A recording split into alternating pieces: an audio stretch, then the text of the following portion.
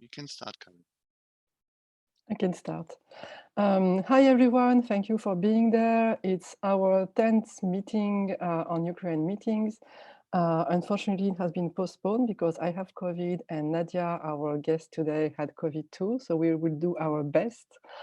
Thanks for those who are attending with us. It's going to be something about the MOXUP, the Kharkiv School of Photography. And I have the COVID, so it's already starting, so I'm very sorry. Nadiia Bernard-Kovalchuk is a researcher. She made a book on the Kharkiv School of Photography. She's also one of the founders of the museum with Sergei Lebedinsky. It's an incredible story of recollecting, narrating, archiving a whole big pile of Ukrainian photography history and creating that huge museum and trying to save it before the war. They managed it, and she's going to tell us how. Thank you so much, Nadiia, and sorry again for the bugs.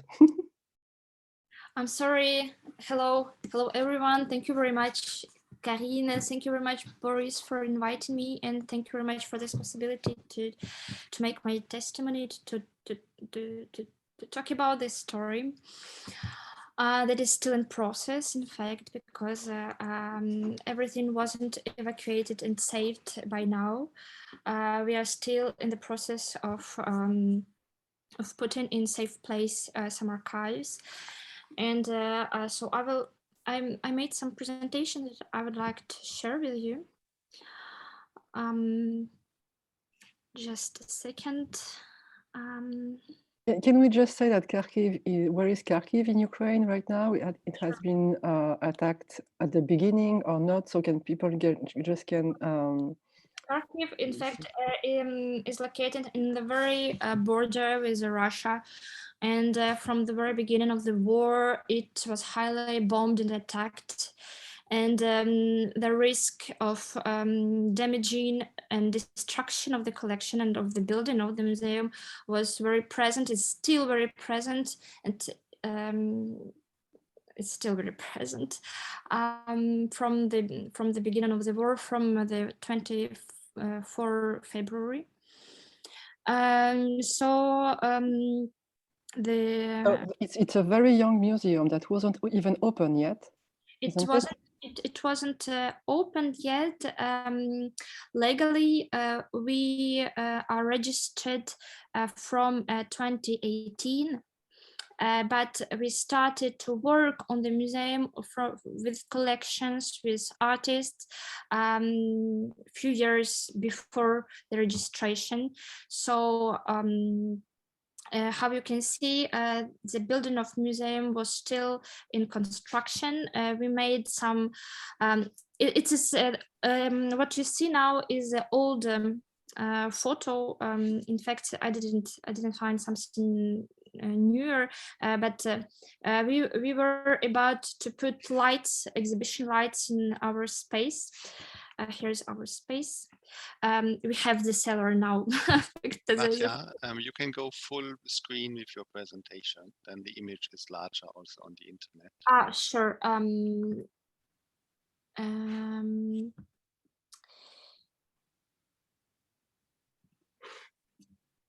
And meanwhile, maybe we can just have a few words on the Kharkiv photography school, because it's the photography school of Boris Mikhailov, for example, who is the most important, well-known photographers, but it hides 3 generations of photographers from the 70s till now. So it's a very vivid school. It's something that was created in a... Please continue. Yes, let's tell me that, okay, what you see now was a building of museum, and this is now how the collection lives nowadays. This is the museum right now. Just to show you the contrast and the difference. I just like to Wait, can I just cut right now? It is the museum because you needed it to be evacuated from Kharkiv to Germany, right? So this is... Firstly, there are 2 steps. There were 2 steps of evacuation. Firstly, from Kharkiv to Lviv, to west of the country that is much less dangerous, which is not bombed every day, even if it is still not safe, because Lviv was also bombed several times. So there was this first step to evacuate collections to Lviv, and the second step, it was the evacuation to Germany. And not only to Germany, because we did evacuate not only our archives and collection, but also archives, private archives of artists who lived in Kharkiv, and who were able to leave the city from the beginning of the war. So there are several private collections that we helped to evacuate, and that are still right now in the process of being transported toward these artists in several countries in Europe. So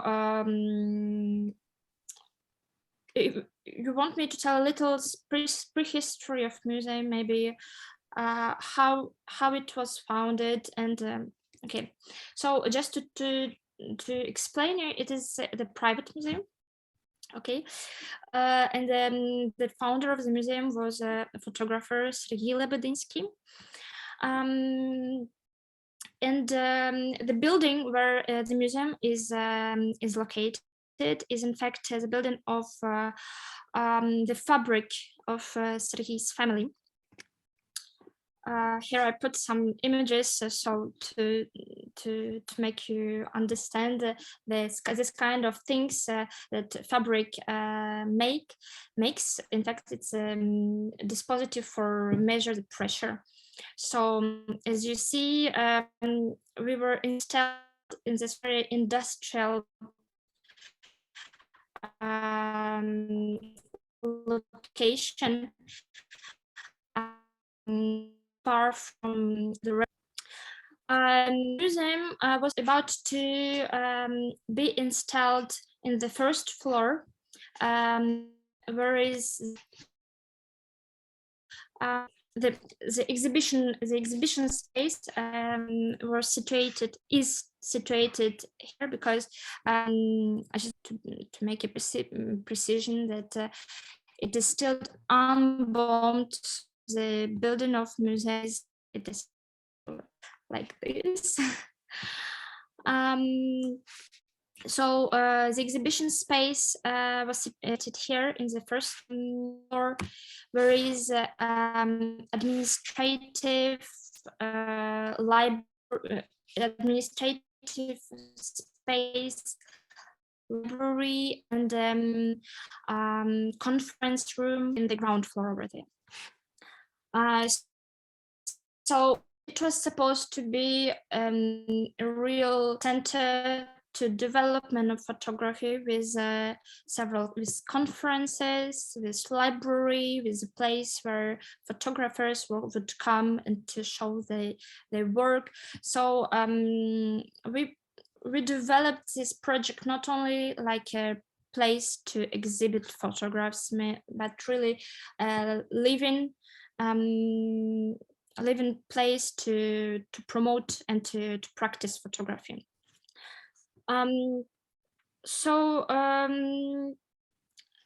Just to say also that we planned to open the museum in September 2022. The opening was supposed to combine a historical exhibition. I will show you the photos of Boris Mikhailov, because we planned to make an exhibition of Boris Mikhailov, historical exhibition. And in the same time, we wanted to make some exhibitions and some projects in the city, in different places, in public space in Kharkiv. And the idea was to show that the museum belongs to the citizens of Kharkiv, that its heritage belonged to them, and that the Kharkiv School of Photography, it's about them, about their life, about this history, and that it's not just for foreign collectors and foreign creators. So really wanted to be presented in the life of the city. Can you show us some of the pictures of the Kharkiv School of Photography so we can understand? I know slightly because I talked with Nadiia a few weeks ago before the COVID.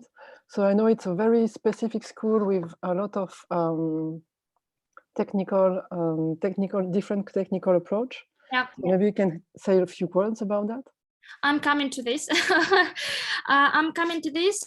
Just I wanted to add some points about the functioning about our work before opening, because not everybody understands how the museum can work without the space open. And in fact, there was great preparation work. There was a great preparation work to make a collection, but also to maintain and to cultivate this kind of personal relations of artists, because our approach is very based to the regular personal contact with artists who are still present in Kharkiv.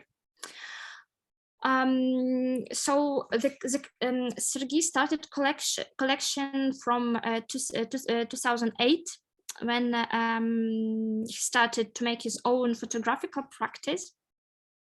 And indeed, in this time, he knew about this phenomenon of Kharkiv School of Photography, but there were too little images, too little text to know more about it.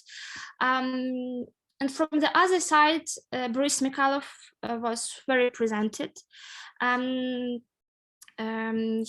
Even if he left the city in early 1990s, he maintained this connection with photographic life of the city. For instance, in the beginning of 2000, he gave a series of workshops for a group of young artists that will form a group named Soska, and who practice an art strongly marked by a social critic. For instance, the first video they made was an interview with a homeless woman from Kharkiv, making an explicit reference to this maybe the most famous series of Boris Mikhailov, case history series. Also in 2008, Kharkiv hosted a big and well-visited festival entitled Bob Fest. Bob, because we call Boris like Bob, you know, it's friendly name that we use in this community to call Boris Mikhailov.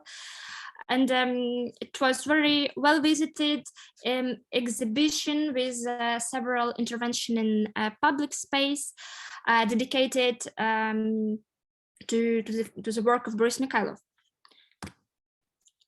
So here you can see the presence of this person in photography of several representatives of Kharkiv School of Photography. He made several he was a part of several groups in the history of Kharkiv School of Photography, but also he made several collective works, like this one with Viktor Kochtov, when they made walks from the city and made collective shootings of the city. So he is presented in the a great amount of images made by representatives of this community. Here I wanted to show you a work made by Shilo Group in 2012, where the group... Shilo Group is also a part of the school, right? A Schiller group is I'm sorry, I didn't hear well. Schiller group is also a part of the school. They are the last generation, right? Yes, they are representatives of the last generation, and Sergei Lebedynsky is a part of Schiller group. So in 2012, they made the Finnish dissertation project, where photographers appropriated a famous project by Mikhailov, unfinished dissertation, the artist book that was published in 1998 by Scalum. What Schiller made, in fact, they stuck their own photographs and own inscription over the pages of Mikhailov's book. In the way they recovered almost completely the original pages. This gesture is openly placed under the sign of ambiguity, because from the one hand, artists argue that they expressed real respect toward the master figure of Kharkiv School of Photography, but it's not exempt from ironic and sly spirit that in the same time is one of determinative features of the whole Kharkiv School of Photography. What is important here that in 2012, the youngest generation of Kharkiv School of Photography experienced this need to create and highlight the link and the dialogue with some tradition and some aesthetics they belong. And somehow, in my opinion, the creation of museum follows up and complete this gesture, as not only the tradition must be cultivated, it also must be explored and protected. So the work of the museum to become was based first of all on how I just said here, on this stronger connections with representatives of Kharkiv School of Photography. And during many years, Sergei sustained and continued to cultivate close personal relations with authors in order to find and confirm their confidence. From one hand, there was, and there's still, a real need to safeguard personal memories, this kind of intangible cultural heritage. And it was a great part of our work and a great part of my personal work during the work on my book, for instance, to collect memories of authors of Kharkiv School of Photography. They are extremely precious to recreate and understand late Soviet photographic, artistic, but also social and political context. So there was a kind of, Svetlana Alexievich work to do. Can I ask you the same question I asked you maybe a few years ago, sorry. Why there was not a museum before? Yes, a good question. Why there wasn't a state museum before? Because in Ukraine, contemporary Ukraine, still there is a great heritage from Soviet way of work, and Soviet way of thinking about museum work that is based on classical perception of art and culture, and that is very difficult to move and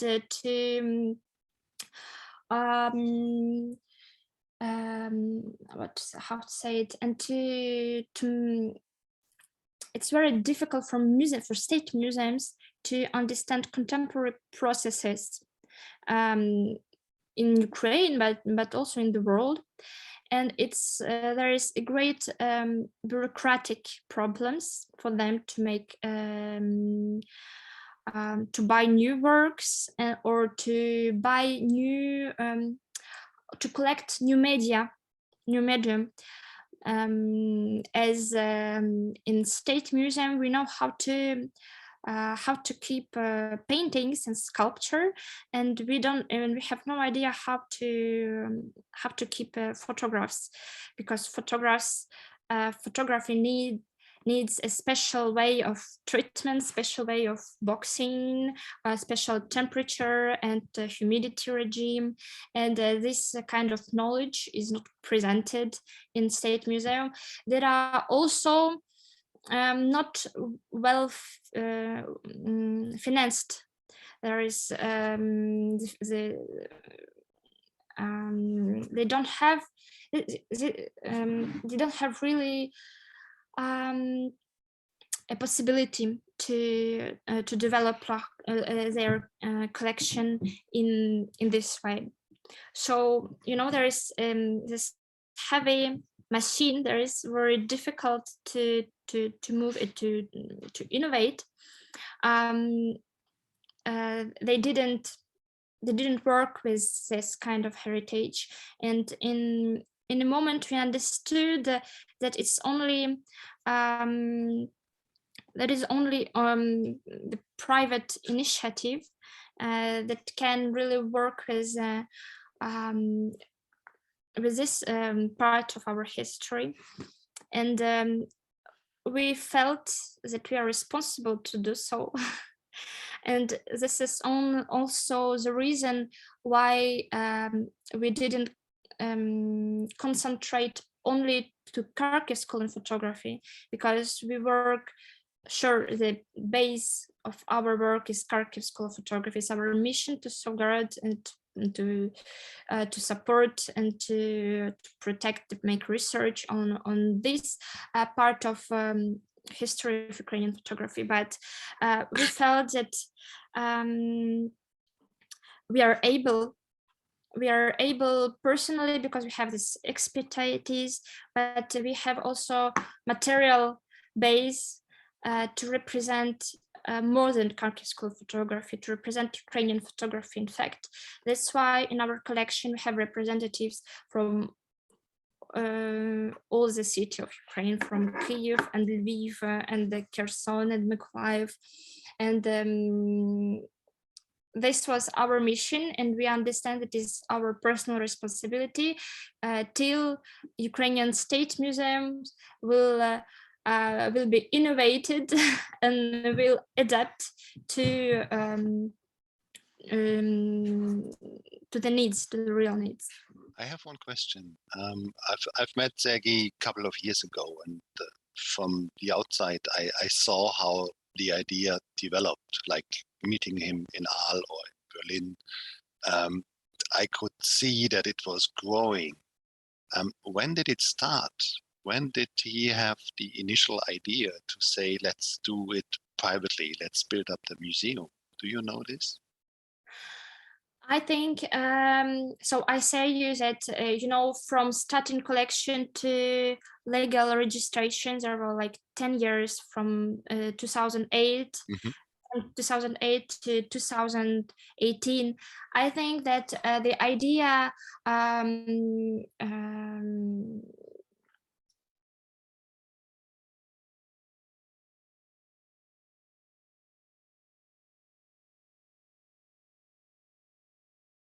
So it looks frozen for me now. Karin and Nadiia. Do you hear me? I can hear you, but I can't hear Nadiia. Maybe she's frozen. Yeah, I think it's going back. Maybe she forgot to charge or something. I'm not worried. Well, let's wait for her to return. You have a smooth voice. It's like it's like 2001 Space Odyssey I'm talking to you. But I turned off my video. I can turn it on again because to save some connection. Maybe we can talk about the whole thing until Nadiia returns. Oh, she's disconnected. She will come back. She has the same link. We just bridged it. I think it's good we do that first, because as you can see, she's very anxious. But it's live. it's an extreme situation. Yes. For her, for the country, for everybody, and this is why it's interesting to do it now. I remember, like, I don't know, 2 years ago, there was a big Boris Mikhailov exhibition at CO Berlin, and all the Ukrainians were there, and Sergei as well. and they were all like very proud of Boris Mikhailov, and telling the story that it's happening really soon with the museum, and I could see it building up. And then I was in Paris Photos seeing a show of Shiloh Group, and it was great to see how it was growing. Well, I haven't seen the show of Shiloh Group then, but I remember the book, and he was so proud that the museum was coming. Oh, Nadiia. Welcome back, Nadiia. We were just talking about our memories and experiences with Sergei and Shiloh Group to bridge until you come back. So sorry, my COVID memory made me forget what we were talking about exactly. I can do the bridge. My question was, when did the initial idea started? Yeah, so we had, like you said, from 2008 till 18, the collection, and then there was some official start of creating the museum in 2018. Yeah. Yes, and we met several years before legal creation of museum. We met at the occasion of Paris Photo, and I was working on the subject of Kharkiv school and photography, and I had no idea where to find these photos. And it was miraculous that we found each other, because I was looking for materials for archives, and he was looking for a researcher who would put it together. So it worked so good. It was a really miraculous match. And so I was a person who also, I share my screen one more time, who made this part of collecting memories and safeguarding memories of artists. And from the other side, of course, it was so important to safeguard the material and prints and negatives, because even if almost everything is scanned by now, even if today we live in digital age, it is so important to understand how these photographers 40 years ago, they managed and produced and considered these prints when they met at the kitchen room, and when they discussed it. It was this kind of material objects of this size, you know. It is very important to understand today. And from the other side, material aspect of photography is particularly important for Kharkiv School of Photography, because a photographic practice of a great number of its representatives is marked by, you see, this experimental and invasive work with the materiality of photography. There is a great amount of special techniques that were used by representatives of this movement, like collages, optical montages, hand painting, solarization, posterization, equidensities, and all these techniques are very manual, and the material print of this work is very important to keep and to save. So here I just show you one collage of Oleg Malovany that was a real sensation in time when he made it in 1976. So why I show you this collage? Because firstly, it was really very famous in this time, and secondly, because today it's not, public doesn't see it like something really audacious or bold, whereas in the time, in fact, it was very bold to represent nudity. I think Katerina told you that representation of nudity was prohibited during Soviet times.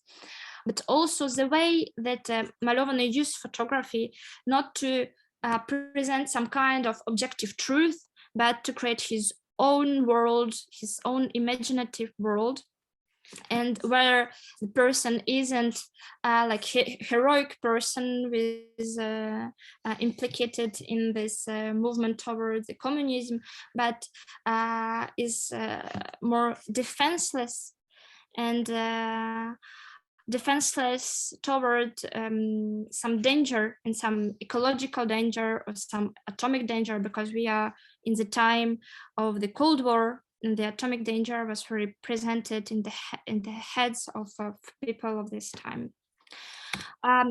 You mean that it was a way for them to show the true being and the vulnerability of the people in front of the world, and not only the pose of the propaganda, right? Yes. This kind of images also, of course, were very far from official social realism photography that was published in the pages of official reviews and exhibited on official exhibition. This is another kind of collages made by Alexander Sprun, who made this kind of collage, his marque de fabrique. This his brand, I don't know how to say that. His brand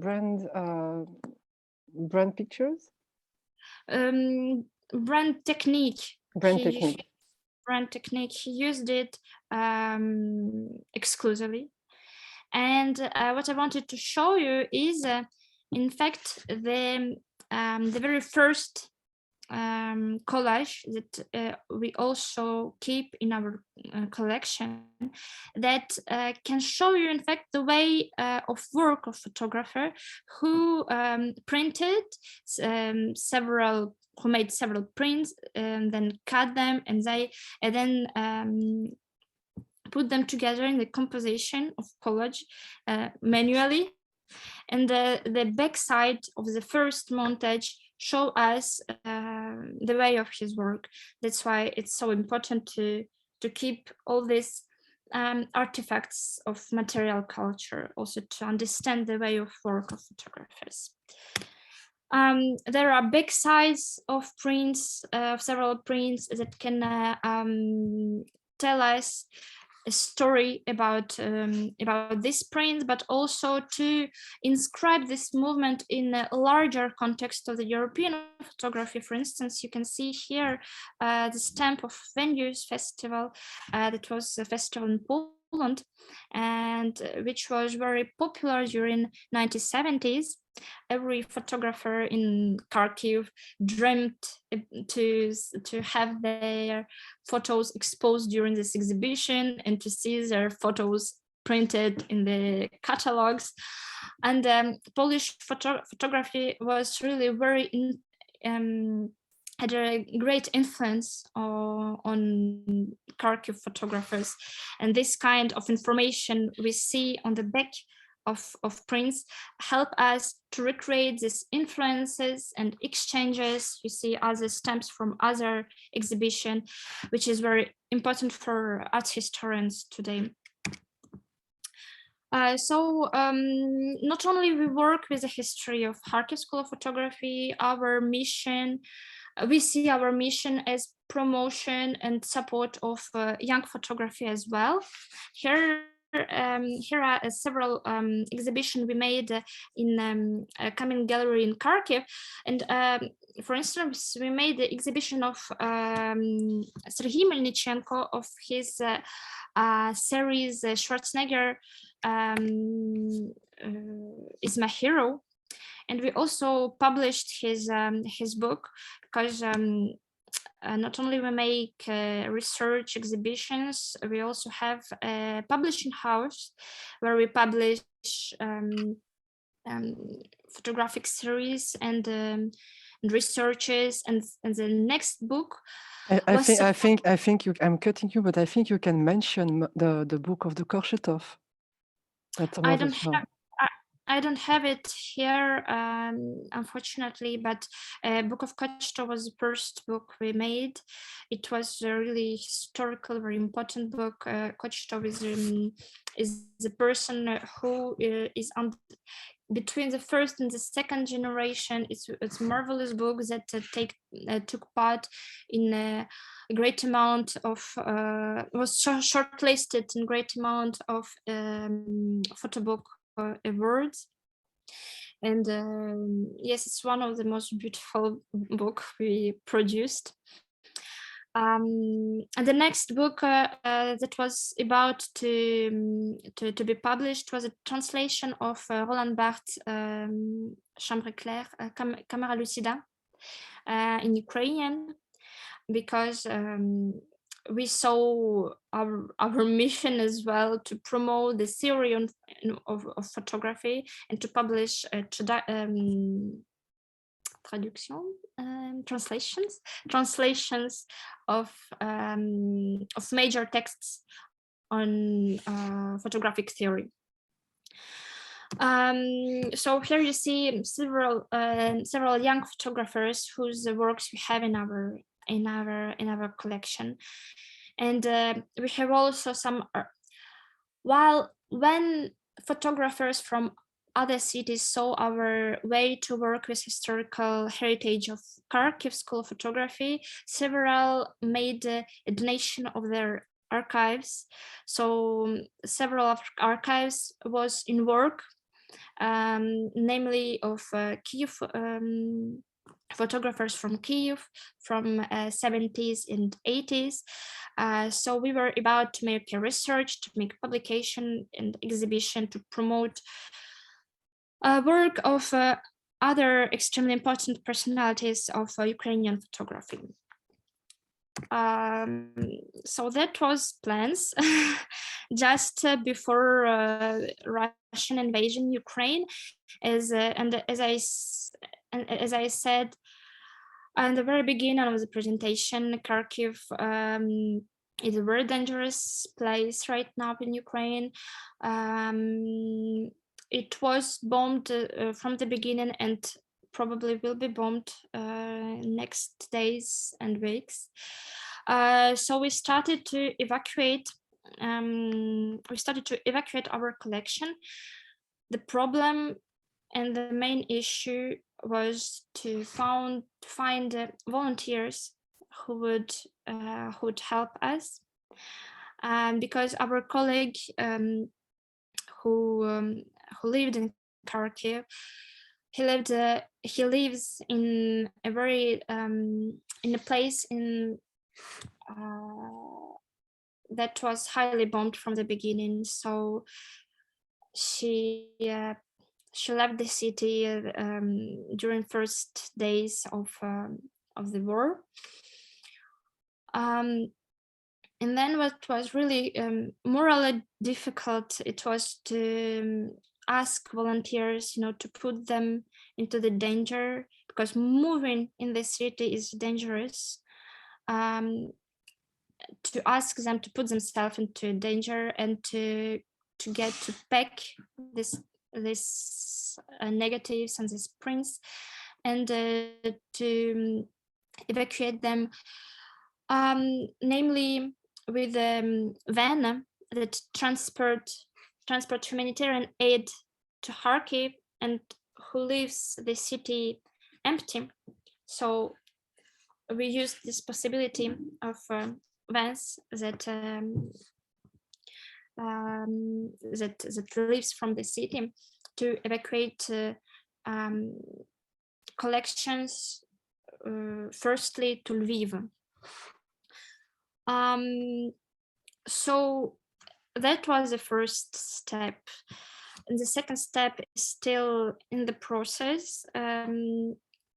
The majority of most part of the collection is already evacuated to Germany, where Sergei lives, but there are still Can I just ask you to tell us how many prints of the collections? I think it was 5,000 or 7,000, I don't remember. 7,000 prints, and 50,000 of negatives. And some of prints are still in Kharkiv because they are too large to be evacuated, and they're put into frame, so they're quite heavy and difficult to transport, as namely this print of Alexander Chekmenyov that came back from Klaipeda exhibition. They're still in our museum in Kharkiv. And I just wanted to mention maybe our dialogue with international institution. In fact, there are several that contacted Sergei to propose help, to offer help, and to see how they can cooperate to safeguard the collection. And in fact, the very first institution, Sergei was in contact with them. I won't tell the name. He was in contact with them during several days, and in the end they asked to produce some papers, some authorizations from Ministry of Culture of Ukraine. That is absolutely impossible during the time of a war. So this cooperation wasn't possible, and it wasn't. They wasn't flexible enough to help, let's say. On the other hand, the Prince Claus Fund for Culture and Development contacted us with Cultural Emergency Response Program, and they have already partly covered fees that we engaged, namely to thank the volunteers, to cover transport, to cover gasoline, and organize a transportation abroad. So we have this different experience in dialogue with international organizations, and hopefully the last was quite happy, was quite successful. And maybe the last thing I would say that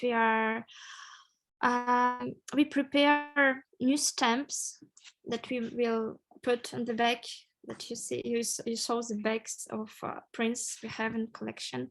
We prepare new stamps that we will put in the back of our prints. Well, we were mentioned that these prints were evacuated during the war of Russia against Ukraine with the help of volunteers. We will name the name of every volunteers who put themselves in danger to evacuate these works, and to say thank you to the international institutions that supported us. So it will be also part of history of these prints, and we hope they will make a part of the Museum of Victory of Ukraine after the war.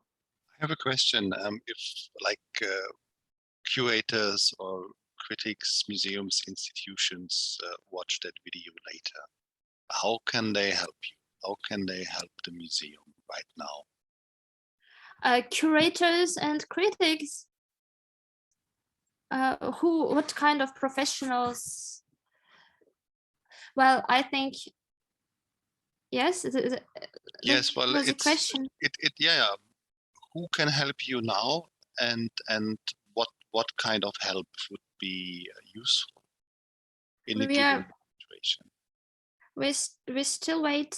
I think from my point of view, there are two ways to help, two different ways to help. First of all, the funds we received from cultural emergency response wouldn't be enough to make a repackage of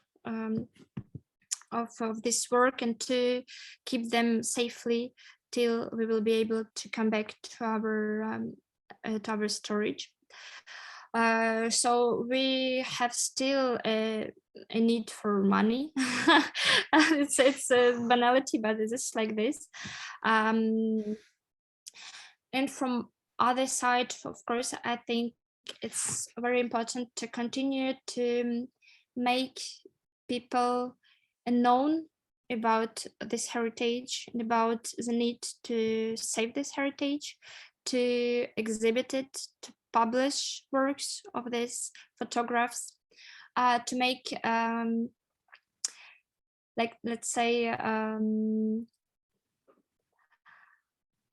critical texts about the history of this movement, not only some development, some deeper texts that will make public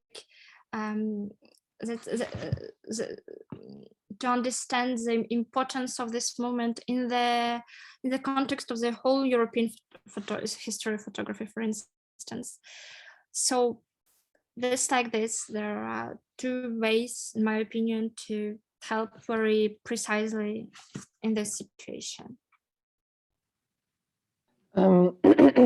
Talking about that, can we have just a few words about the meaning of that movement in that special place and at that special time, what it means to create that kind of pictures in the 70s and the 80s, when you haven't done any photography school, when you're engineers making pictures together, experimenting, and what it is to make this kind of pictures under the Soviet regime. You said something about being naked and the body and this kind of things, but it's also a way to create a reality that is more real than what you see. It's just to if you can tell us what is the meaning of this movement, because we nowadays maybe experiment more personally for some of those who are going to watch this video, what it means to have Russia in front of you, this type of regime, at least. So can you say a few words of what it is like? I'm looking at the pictures of Pietroska, for example, of Pavlov, this truth pictures of the self. Maybe I will find some image. Okay, it doesn't work, but okay. I can share my screen. Yes, yes. I have the ones you gave me, if you want. Sure. For example, I have those. Do you see it? I should stop sharing my screen, I think. Yes, sure. So yes. Well, let's yes. Let's say that Kharkiv photographers did resist to omnipresent aesthetic of social realism in USSR. It did resist to the only one way to show the reality, and they resist to this dogma of absolute objectivity of photography. I talked earlier about this irony as a deep attitude presented in works of Kharkiv photographers, but there was also an idea that photography is and must be profoundly subjective, and that they express not only and in fact very rarely some kind of objective truth, but the way that persons lives the reality and the history. Let's come to the image of Pavlov with violin, for instance. This is one of the earliest. This is one of the earliest. Yes, with the naked man with the violin. It was one of the very early series made by Pavlov, like a representative of a group named Vremya. that was published in a Polish review and what made a real sensation in this community. What was important was, of course, the male nudities. It was absolutely not present in practice, not only official practice of photography, but also in practice of amateur photography. It was something really very bold, as well as the use of this theme of inspiration of this young man by Western subculture that was hippie movement. So this inspiration there is quietly obvious in this series. Here's only one image, but there are several images that make part of this series. When you see the naked man presented in the field with this violin, like a sign of high culture, you know, and when we can reconstruct a kind of narrative, and or we can not. There can be narrative, or you can just see it like a game in front of the camera made by several photographers, several friends of photographer. So the male nudity, the use of series as format of it wasn't as well in this time, because the normal type of presentation photography was the unique image, where we could read the whole information. Here we talk about series, and also this reference to Western culture. So in any way, it was bold. It was very. It made a great influence in this community. You can see, if you come back, there was a photo solarization from bathhouse made by Rupin, where you can see one more time this theme of male nudity during the leisure time. So, you know, like human being during the leisure time that is never makes his appearance in imagery and official imagery. He explores this moment of life that wasn't presented anywhere in public space or in magazines or in exhibitions or just anywhere. So you see in the same time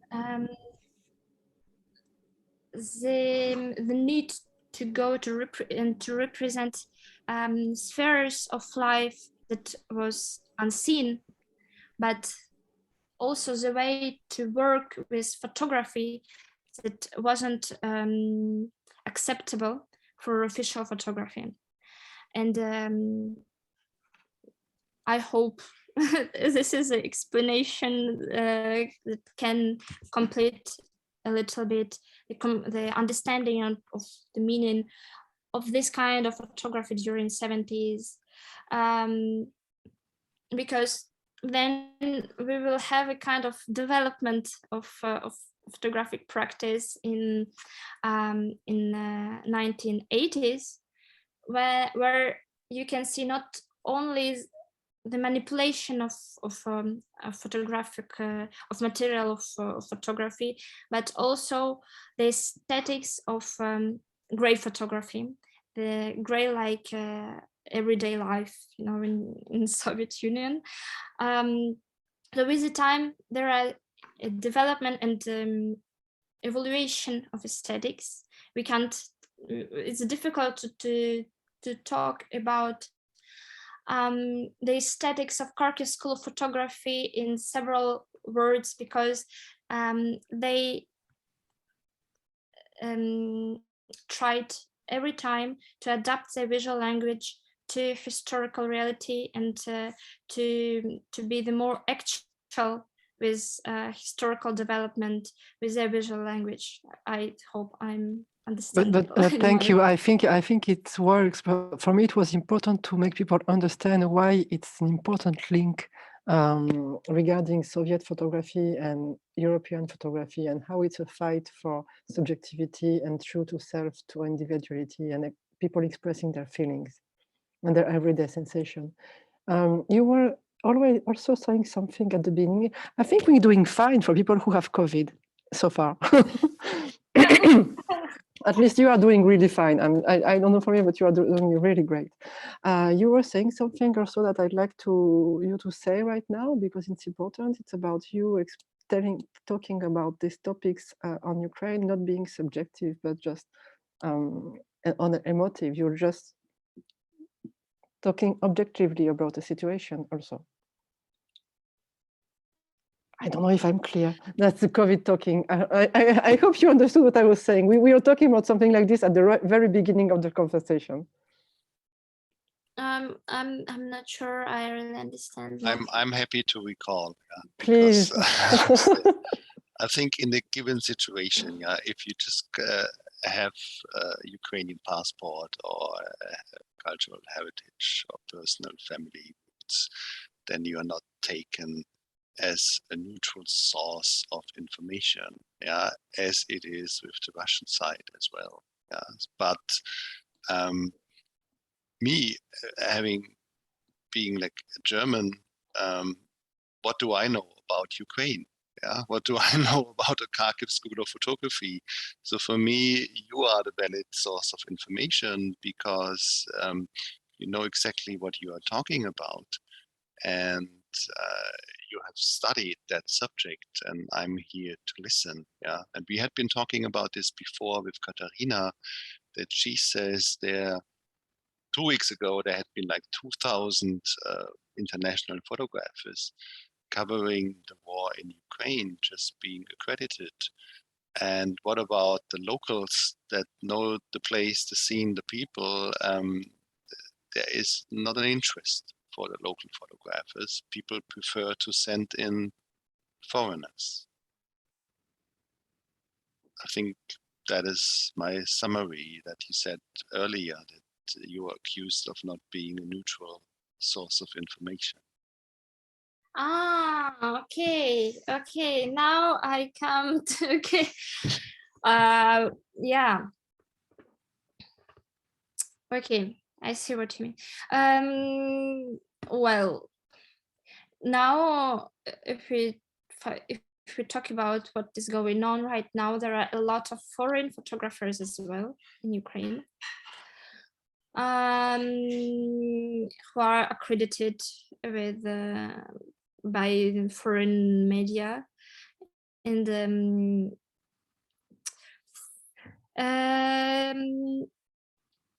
yes, well, what is happening is what maybe, in fact, even the fact that the images we saw are made by foreign photographers, it don't change anything.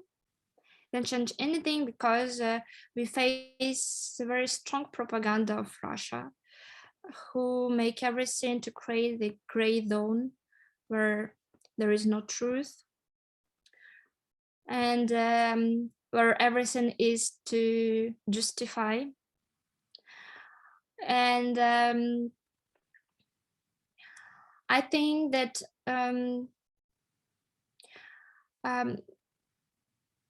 towards with in the same time there are professional photographers, but there are also private people who make photos with their phones in the same time.